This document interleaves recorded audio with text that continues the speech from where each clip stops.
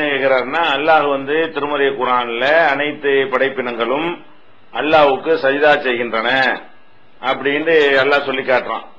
அவருடைய நிழல்கள் என்ன செய்யறது, வலப்புறமும் இடப்புறமுமாக விழுகிறது என்றெல்லாம் அல்லாஹ் அந்த வசனத்தில் சொல்லி காட்டுகிறான். விரும்பியோ விரும்பாமலோ சஜிதா செய்கின்றன என்றும் சொல்கிறான்.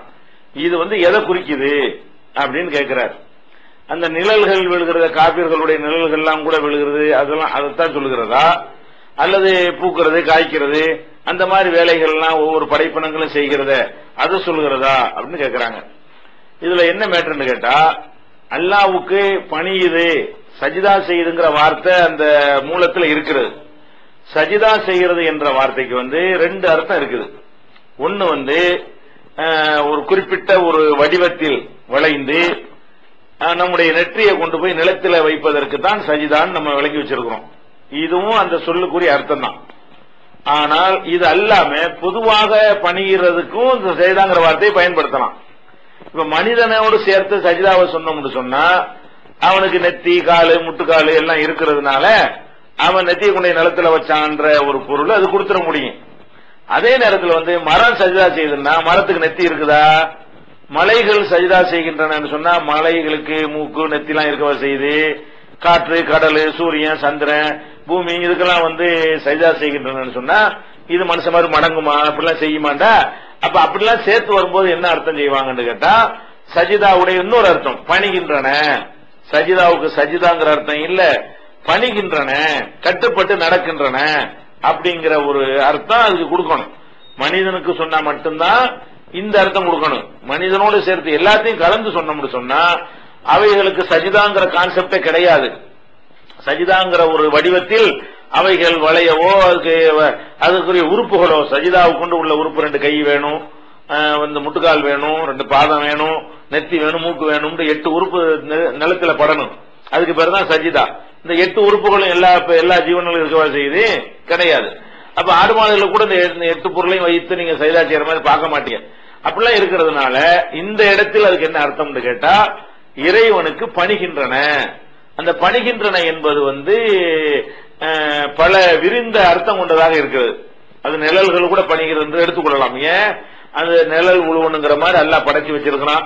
நீ விரும்பாட்டா கூட உன் நிழல் நினைஞ்சிருது, அது பணியத்தான் செய்கிறது. நீ மாட்டேன்னு சொன்னா கூட என்ன செய்யறது, நீ தரையில உன் தலையை கொண்டே நெத்தில நிலத்துல வைக்க மாட்டேங்கிற.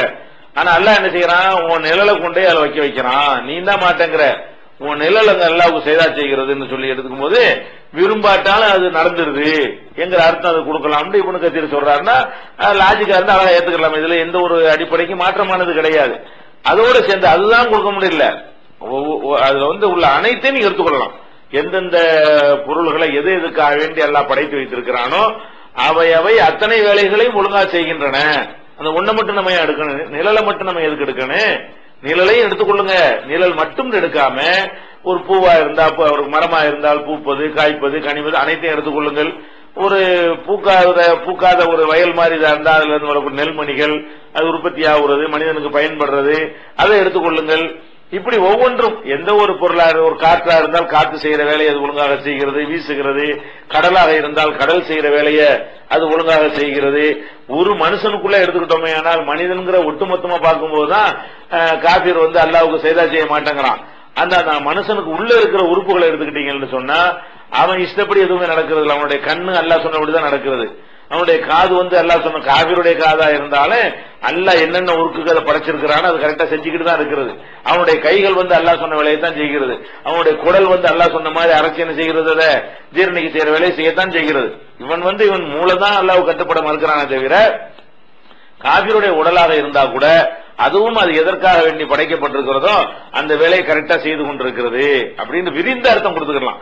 ஒரு குறுகிய அர்த்தம் கொடுக்காம அல்லாஹ்வுக்கு பணிகின்றன நிழலை மாத்திரம் எடுத்துக்கொள்ளாம அனைத்து விஷயங்களும் எடுத்து பாத்தீங்கன்னா எது எதற்காக வேண்டி அல்லாஹ் படைத்திருக்கிறானோ அது அந்த வேலைகளை செய்து கரெக்டா செய்கிறது. விரும்பிய விரும்பாமலோண்டு ஏன் எல்லாம் போடுறான்னு கேட்டா, இந்த மனுஷன் கலந்திருக்கிறனால. மனுஷனை சொல்லாம இருந்தா எல்லாமே விரும்பித்தான் செய்யுதுன்னு வச்சுக்கலாம். மனிதனை அதுல சேர்த்திருக்கிறதுனால, அதுல இப்லீஸ் ஜின்னு சைத்தான் சேர்ந்திருக்கிறதுனால இவங்க எல்லாம் விரும்பி விரும்பாமல் ரெண்டாவது பிரிக்க முடியும். அதனால என்ன செய்யப்படுது, விரும்பிய விரும்பாமலுங்கிற வார்த்தை பயன்படுத்தப்பட்டிருக்கிறது. பொதுவாக பிராடாக அதனுடைய அர்த்தத்தை வச்சுக்கொள்ளணும். அல்லாஹ் பணிகின்றன பொதுவா சொல்றதுனால எல்லா விதமான பணிதலும் எல்லா விதமான கட்டுப்படுதலும் தான் அதுக்குள்ள அடக்கும். அப்படிதான் புரிந்து